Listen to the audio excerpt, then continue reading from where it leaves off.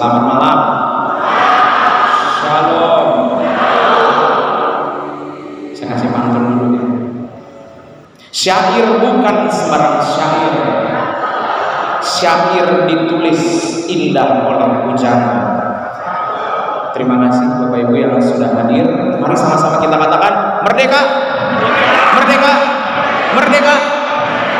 Puji Tuhan. Ya Bapak Ibu, kita bersyukur hari ini boleh bertemu bersama dengan kawan-kawan dari GKI Rahmani. GKI Rahmani mana suaranya? Melambai boleh? GKI Rahmani. Luar biasa, 20.000 orang. Dari GKI Pamitra Melambai dulu, waduh, seragamnya 40.000. Nah ini domba-domba saya yang meriah. Dan GKI Sindang, yang paling dekat kami datang sampai ke sini. Terima kasih Bapak Ibu, ini satu ibadah yang dirancangkan oleh teman-teman dari Rahmani. Semoga bisa jadi kebiasaan bersama. Nanti bergantian ke Sindang, ke Pamitra, ibadah kebangsaan. Kalau rame itu makin hangat gitu ya. Bersama-sama kita merayakan kemerdekaan. Iya Bapak Ibu Saudara, saya akan mulai dengan istilah yang sangat sering kita dengar, kita katakan yang sensitif, pribumi, non pribumi. Bapak Ibu, ini adalah istilah warisan dari zaman penjajahan, dan Orde Baru dipakai lagi sampai hari ini. Bahkan Bapak Ibu Saudara masih menggunakan istilah ini. Jemaat saya pun kadang-kadang masih pakai. Kita pakai untuk menggambarkan orang-orang yang berbeda warna kulit, kebiasaan, budaya dengan kita. Jadi sebenarnya apa itu pribumi? Bapak Ibu, dalam kamus pribumi itu artinya penghuni asli yang berasal dari tempat yang bersangkutan.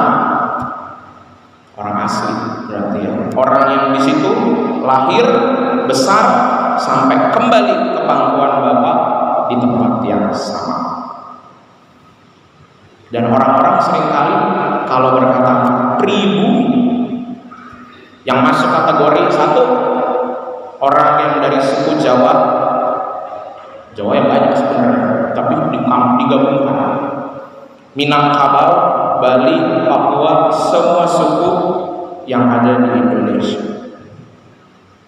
Sementara yang keturunan Tionghoa, Arab, India, Belanda masih sering diperlakukan sebagai orang asing.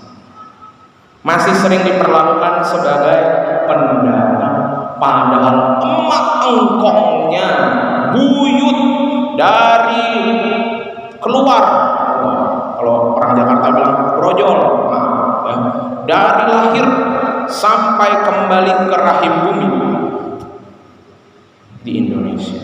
Bahkan yang lucu Bapak Ibu jemaat Sindang itu yang sekolah di Penabur ya, kalau ditanya paling susah pelajaran apa sih? Ini jemaat kami 90% orang Tionghoa. Bahasa Mandarin katanya, astaga. Gitu ya. Malah lebih lancar bahasa Indonesia, Cirebonan, Sunda. Sehingga Bapak Ibu Saudara, seiring berjalannya waktu, akhirnya lahirlah kita besar dengan diskriminasi dan kecemburuan, sehingga pakai istilah pribumi dan non pribumi ini. Apalagi udah mau masuk tahun politik. Lihat calon pribumi, non pribumi jarang-jarang ketika keluar, kita dukung. Bapak Ibu, sebenarnya siapa sih penghuni asli Indonesia? Bukan suku-suku bahkan. Yang pertama adalah manusia purba, manusia erectus, Homo erectus.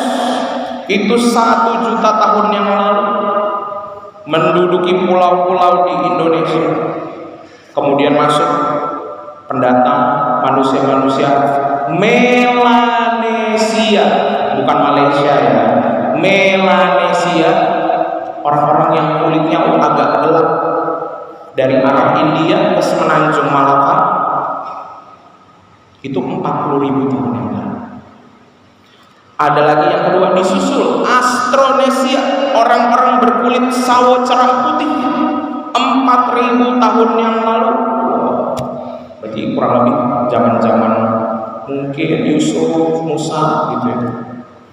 Dari arah Taiwan, Thailand, dan Melanesia dan Austronesia ini Bapak Ibu adalah suku-suku yang ada di Kalimantan. Makanya orang Dayak tuh banyak yang putih. Suku-suku di Sulawesi, Maluku, dan Papua. Itu juga pendapat hitungannya. Yang asli Erectus manusia purba tadi. Baru di abad ketiga masuklah orang-orang India dari daerah Sumatera masuk. Makanya orang Sumatera tinggi besar. Abad ketiga, abad 14, kapal-kapal dari Tiongkok, Arab, India, Belanda merapat ke Indonesia. Dan di sini bercampur orang Melanesia, Austronesia, Tiongkok, Arab, India, Belanda, menghasilkan kita yang saat ini duduk di GKI Armani, orang Indo. Kalau ditanya pribumi yang mana? Kita pribumi. Tapi Bapak Ibu, abad 17 dan 18 pemerintah Belanda misah-misahin. Nah, pribumi ini sebenarnya bukan karena warna kulit, tapi pekerjaan kasar. Gajinya kecil, biaya hidupnya butuh tinggi, kerjanya sampai malam tapi nggak dapat apa-apa. Kuli, nelayan, buruh, budak, ini yang namanya pribumi. Kemudian menggelegar suara kemerdekaan. 3 tokoh, Cipto Mangunkusumo, Amir Syarifuddin, dan Insinyur Kusno Sosrodihardjo. Siapa Insinyur Kusno Sosrodihardjo? Soekarno, itu nama aslinya Pak Karno. Menyatakan bahwa orang-orang yang tinggal lahir berbahasa Indonesia disebut pribumi, tidak pandang warna kulit, tidak pandang agama, pribumi. Udah capek-capek ya sama Pak Karno, nggak ada pemisahan. Pak Harto, semua punya kamar masing-masing, bisa-bisa. Ingat zaman Pak Harto apa yang terjadi? Kita mengganti nama, disuruh ganti nama, disuruh kawin campur. Karena tadi keputusan-keputusan ini akhirnya tadi kalau mau acara Imlek segala macam jangan di ruang publik. Baru zaman Gus Dur Imlek jadi hari raya nasional, hari libur nasional. Jadi Bapak Ibu, mulai sekarang mari sama-sama kita jangan lagi pakai istilah pribumi non pribumi. Kalau Bapak Ibu masih mau seperti itu, berarti kita mau mengkhianati Presiden Soekarno dan Presiden Gus Dur. Saya mah nggak ngikutin pemerintahan, saya ikut Tuhan. Oke, dalam bacaan kita terlihat jelas, dalam bacaan Wahyu, nyanyian kemenangan, simbol-simbol naga, malapetaka, sangkakala, itu semua adalah gambaran kehidupan pada masa zaman Kaisar Domitianus yang begitu mengerikan. Dan ketika Kaisar Domitianus itu dibunuh, pemerintahannya jatuh, nyanyi lagu kemenangan. Orang-orang yang berbeda dengan Kaisar Domitianus, kamu yang tidak nurut saya, tidak sewarna dengan saya, dibakar hidup-hidup, disiksa, dianiaya, dibunuh.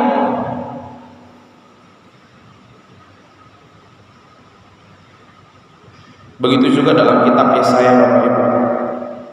Kalau tadi Domitianus pelaku, di kitab Yesaya ini menggambarkan korban-korbannya.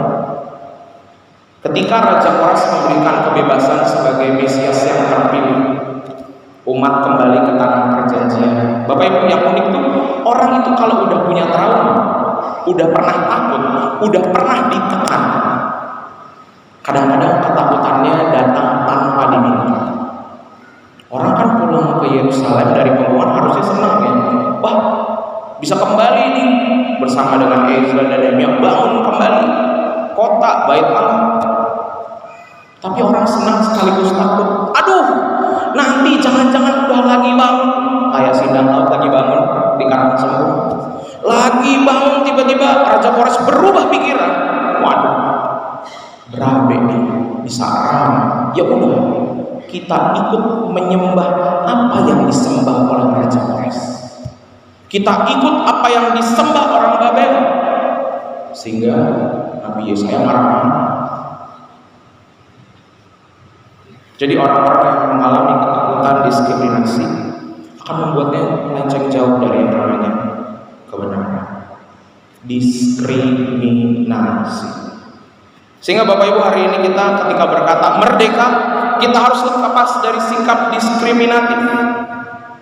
Yang pertama, kita terima dulu jati diri kita sebagai orang Indonesia, berbahasa, berbudaya, bertanah air, sampai nanti mati darah tetes terakhir dalam tubuh saya Indonesia.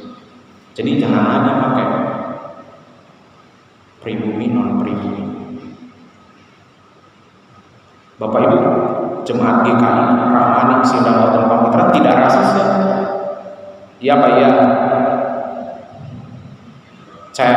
Tadi saya di pembukaan khotbah di sidang saya tanya, satu, mau lihat rasis apa enggak orang GKI?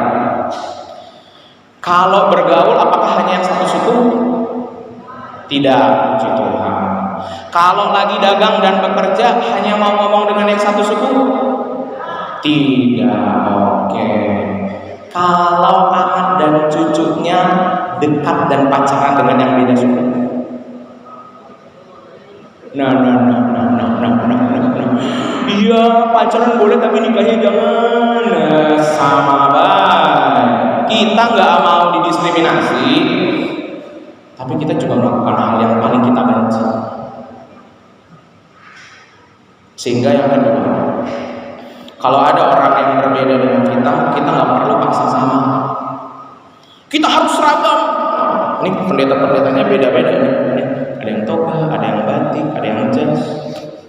Berbeda-beda, nggak harus seragam. Kalau kita mau seragam Bapak Ibu, bukan berarti padus nggak boleh seragam ya, boleh ya. Kalau padus harus seragam ya. Tapi kita jangan kayak Kaisar Domitianus. Jangan kita bibit dalam hati kita.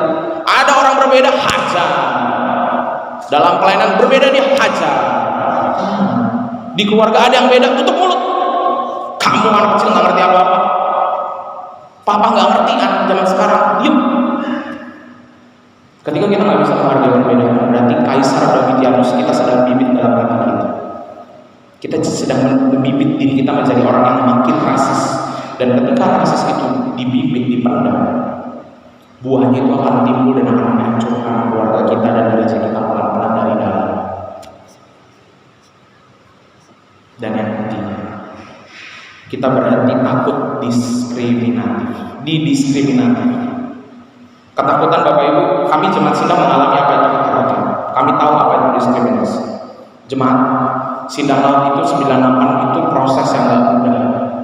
Setiap kali jemaat cerita tentang 98 Bapak Ibu, itu nangis. Bahkan ada salah satu jemaat ketika saya lagi khotbah, saya lihat dia meneteskan air mata sampai sesebukan. Lukanya banyak. Tapi ketakutan yang tidak kita terima, tidak kita olah, akan menjadi doa. Contoh, orang takut sakit, aduh, janganlah pergi-pergilah nanti sakit mah. Pikir itu terus lama-lama sakit nggak? Sakit. Aduh, takut pasangan saya selingkuh. Dipikir terus. Selingkuh. Ketika apa yang kita takutkan, kita pendam, kita simpan, akan jadi doa. Dengan iman sebesar biji sawi aja bisa mindahin doa. Berarti dengan iman yang sama kita juga bisa hancurkan hidup kita. Hati-hati.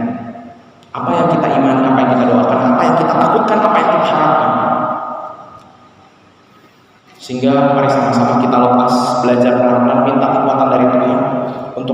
ngerasain rasa sakit, kecewa kepada teman, tetangga yang berbeda. Kita yang punya luka di masa lalu di 98, bahkan lebih jauh lagi waktu 65, aduh.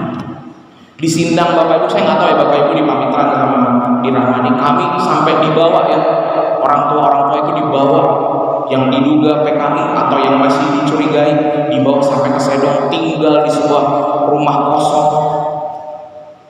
Sakit Bapak Ibu, sakit. Kalau diingat-ingat benci bawaannya. Ataupun kalau nggak benci, saya pernah gitu mengingat. Tapi itu mau nggak mau harus dilewati. Mari sama-sama kita berhenti untuk takut. Mari sama-sama kita nggak perlu sama kok, berbeda itu juga indah. Dan yang terakhir kita terima bahwa kita orang Indonesia. Gak ada lagi pribumi non pribumi. Kita semua makhluk Indonesia. Amin.